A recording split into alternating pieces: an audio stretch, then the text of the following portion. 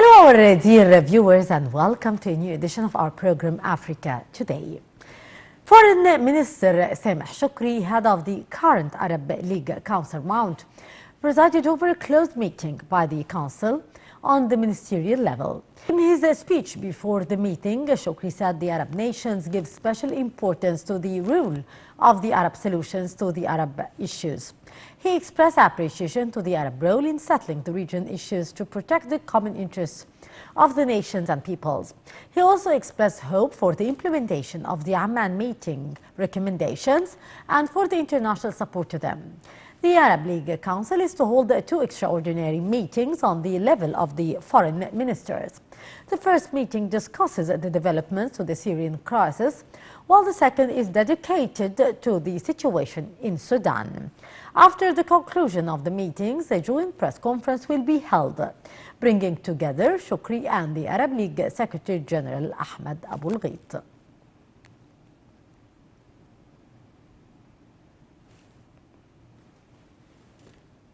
And moving on from the foreign ministers' meeting to the situation in Sudan, where nearly 10,000 have fled from Sudan to neighboring countries, Central Africa in particular.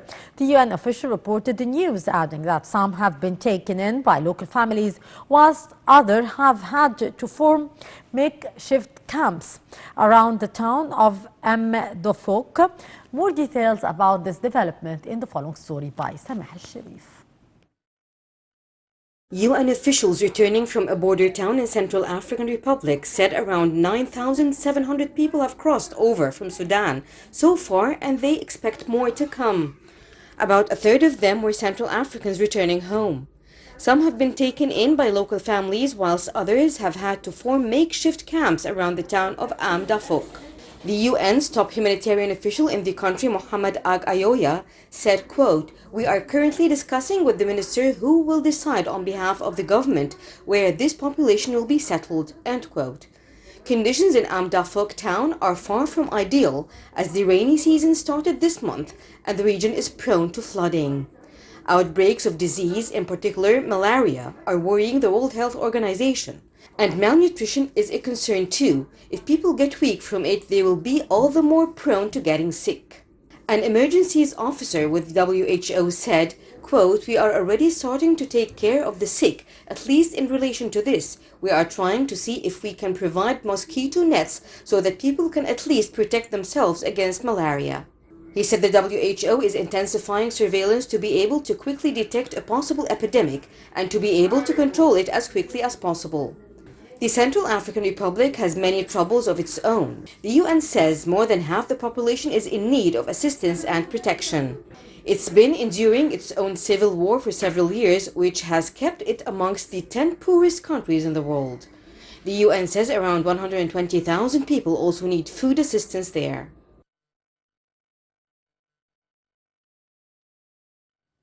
And moving on to discuss the Egyptian-African cooperation and to shed more light on the issue, we are very much delighted to be joined over the phone by Ambassador Gamal Bayoumi, former Assistant Foreign Minister.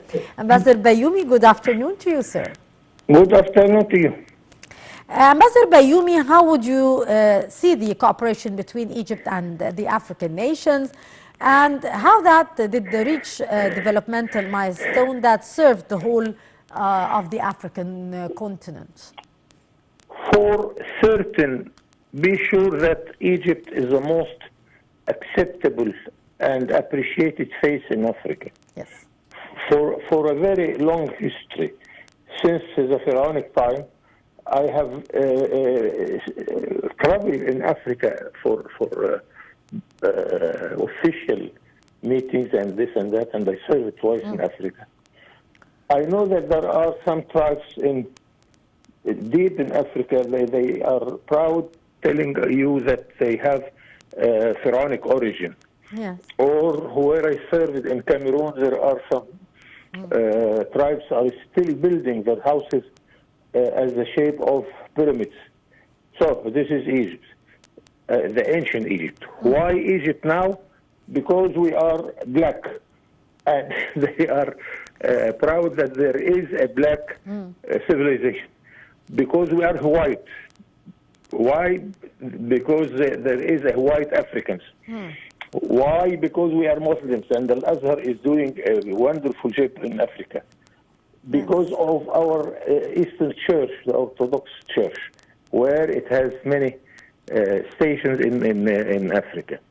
Yes. Now, with our President Abdel Fattah el-Sisi, we started a new era of our African relations, using the most important weapon of our diplomacy, which is the summit, Yes. the presidential relations.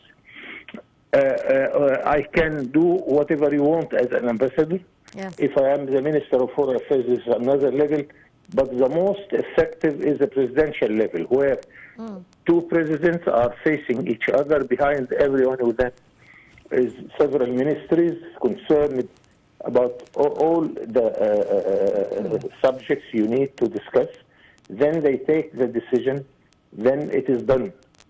So this is how we are dealing with Africa. So we enjoyed also in the recent years that we were representing Africa in the Security Council of the United Nations. We Yeah. preside Africa in 2019, and Egypt initiated many initiatives concerning investment in Africa, trade in Africa, and the environment in Africa. This is the situation nowadays between Egypt and Africa. It was Yes. good, but now it is even excellent relations. Indeed. Sir, actually, how do new challenges highlight the importance of the Nile Basin Developmental Cooperation, and how would you describe Egypt's investments in the international, the investment in the African continent? I just mentioned that we have the initiative Yes. started from Sharm el-Sheikh Yes. by our presidency, calling on the developed countries in order to invest in Africa, Yes. on the African soil, with the Egyptian experience, which is very suitable, very available, and less cost. And we got a positive reaction from Japan when our president joined the TICAD conference between Japan and Africa. He got a similar reaction, positive reaction from China. Yeah. And officially from the European Union, they are agreeing with us to enlarge their investment in Africa. Yes. Now we are doing this and that, and I think Africa appreciates very much what Egypt is doing during this time. Yes. Actually, sir, with the many challenges facing the world and the African continent in particular, how do you see the importance of close ties among the African nations and especially the Nile Basin states?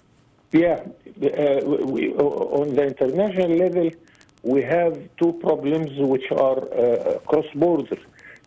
First, it was the epidemic of Corona-19, and we are trying to help our African brothers because Egypt succeeded to face this disease successfully, and thank God we do not complain anymore. The second is the war in Ukraine, where it is affecting all the countries of the world. Egypt, thank God, is less than any other country affected, and we are exchanging this experience with our neighbor countries and with our African brothers. Even in the Arab world, even we talk to some Eastern European countries, telling them about our experience in this field. Yeah. And thank God we were in good footing when those two problems started, because we, thank God, we started our economic reform since 2016. So when the two challenges started to attack us, we were already standing on good footing, and we are dealing with that. Of course, we are affected, but less than any other country in the world. Yeah. This is the Egyptian experience, and we exchange this experience with our brother countries in Africa and in the Arab world. Yes. From your point of view, what are the factors impacting ties among the different African nations, Ambassador Bayoumi? We have many challenges, as a matter of fact, and once I was hosting some European parliamentarians here in Cairo, and some businessmen from our side asked them, what are the challenges and the obstacles you face in our countries? They said, in general, two words: bureaucracy and need to develop many organizations. Mr. Mohammed, who is sitting beside his desk, he sees that it would affect his prestige if he solves your problem in the same meeting. He wants you to go and come back 5, 6 times. Mr. Hassan, who is behind the bank window, is dominated by, I'm sorry to say, silly instructions, while the international banking system has developed tremendously. I can give you examples when I was living in Europe, how you don't feel a problem whenever you are in the bank. Here, you go to any bank, you have to spend 3 hours in order to draw a check. This is not the way an investor would wait for. Training our employee, and here Egypt is highly developed because we have human resources, which is the best in our area. We have 11 million Egyptians living abroad. They are the best in their kind. Yes, indeed. And you name it, we have to face all these challenges and make it better. Although we have also some very, very important privileges if you come and invest in Egypt. The place, the geographical place is very important. We are in the middle of everywhere. The Suez Canal is another way of attraction. The Suez Canal zone, now it is attracting investors, telling them that if you invest in Egypt, you can export to 22 Arab countries, to 50 African countries, and to the 27 European countries, exempted from any custom duties or any tax problems. This is a big way, a good way to attract investors. Indeed. Also the distance. We are telling China and Japan, come and produce your merchandise in our country, because here you can be very close to your normal clients in the Arab world. In the Arab world and Africa and European Union. Indeed, Ambassador Gamal Bayoumi, former Assistant Foreign Minister. Always a pleasure, sir, to listen to your very precious input. Thank you so much for being with us. And moving on to the floods in the DRC, where they have killed at least 176 villagers near Lake Kivu. Regional government officials described the scale of the destruction as enormous, beyond words. Whole houses were carried away. More details in the following story. At least 176 villagers were killed in flooding and landslides brought on by torrential overnight rains in eastern Congo's South Kivu province. The statement was made by local officials on Friday. A regional government official gave the estimate after overseeing recovery efforts. He described the scale of destruction as enormous beyond words. Whole houses were carried away. He said bodies were still being collected from the shores of the nearby Lake Kivu and called for immediate assistance. 2 rivers broke their banks after the heavy rains which began on Thursday evening, and there have been multiple landslides with scores of homes destroyed. As bodies were pulled from the mud, some residents estimated that more than 3/4 of homes in the village of Nyamubikubi were carried away by the floods, along with school buildings and a health center. Rescuers work to find and save anyone who may be trapped under the debris from their destroyed homes. In a statement published Friday, the provincial government of South Kivu offered its sympathies to the families affected and said it was sending a group of officials to the area. Heavy rains have brought misery to thousands in East Africa, with parts of Uganda and Kenya also seeing heavy rainfall. Flooding and landslides in Rwanda, which borders Congo, left 129 people dead earlier this week.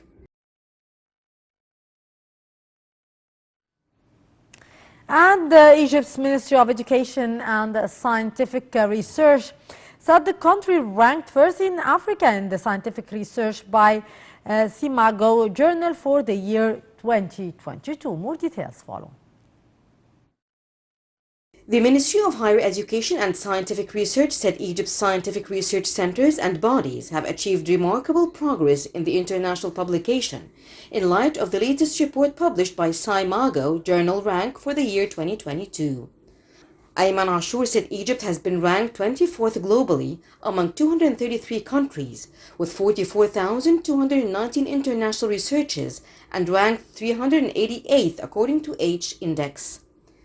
The number of scientific citations has recorded 42,493.